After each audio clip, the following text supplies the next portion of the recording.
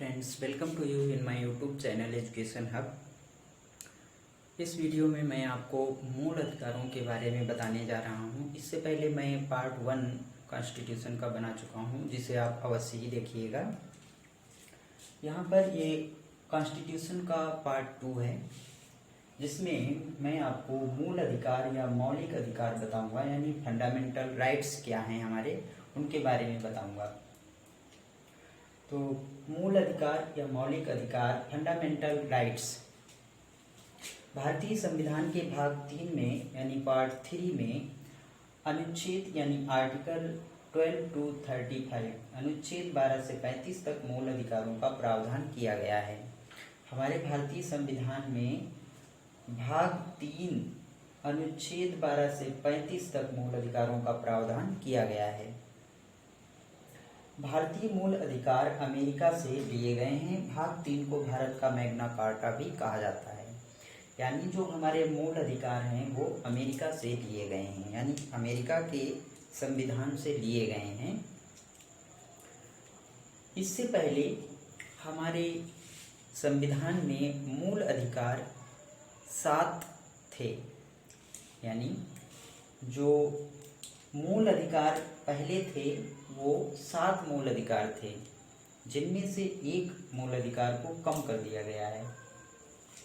यानी मूल संविधान में मूल हमारे 7 मूल अधिकार थे, जिनमें से 44वां संशोधन 1978 के द्वारा संपत्ति के अधिकार को मूल अधिकारों या मौलिक अधिकारों की श्रेणी से बाहर कर दिया गया है।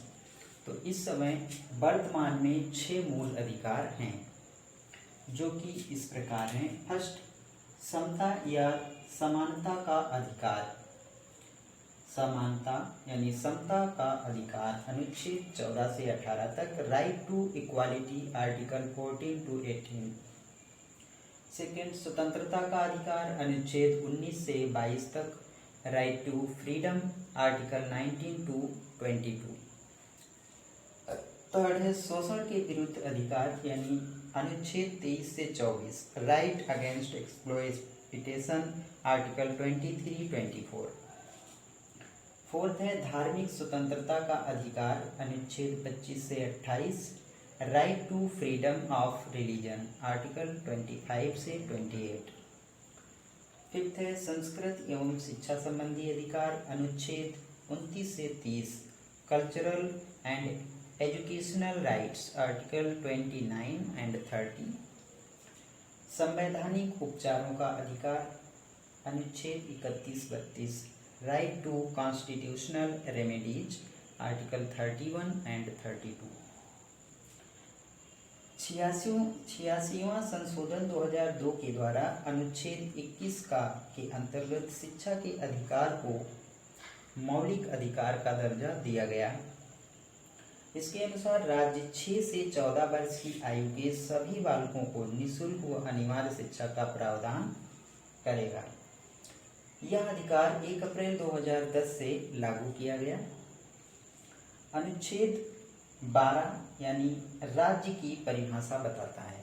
अनुच्छेद जो 12 है वो राज्य की परिभाषा बताता है। अनुच्छेद 13 यानी आर्टिकल 13 राज्य की परिभाषा।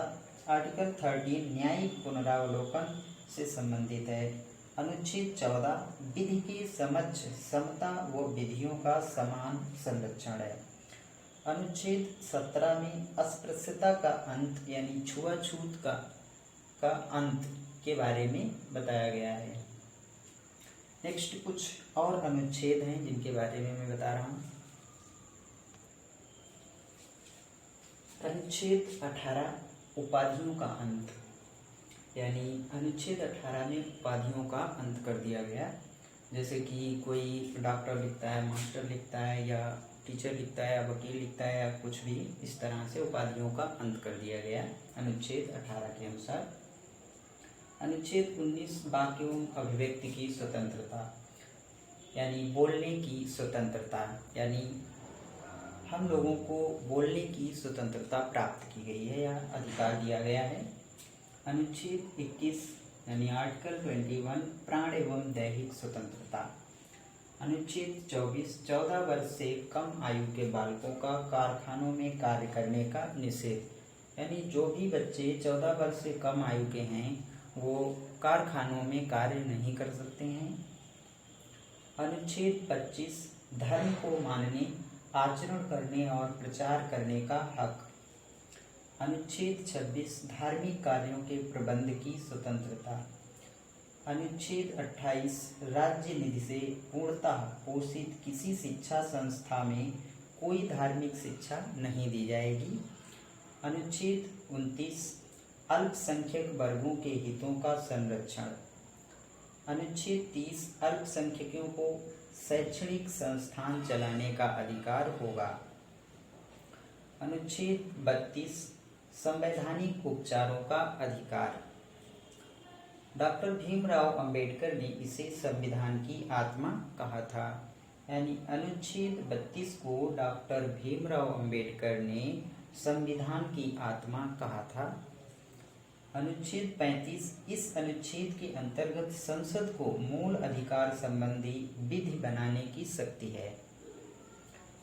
अनुच्छेद 226 के तहत हम मूल अधिकारों के हनन के लिए हाई कोर्ट जा सकते हैं।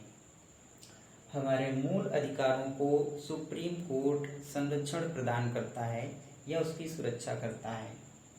यानी अगर कोई व्यक्ति मूल अधिकारों को मानने से इनकार करता है तो हम अनुच्छेद 226 के तहत अपने अधिकार के लिए हाई कोर्ट जा सकते हैं। तो इस वीडियो में आपने मूल अधिकारों के बारे में देखा और समझा है।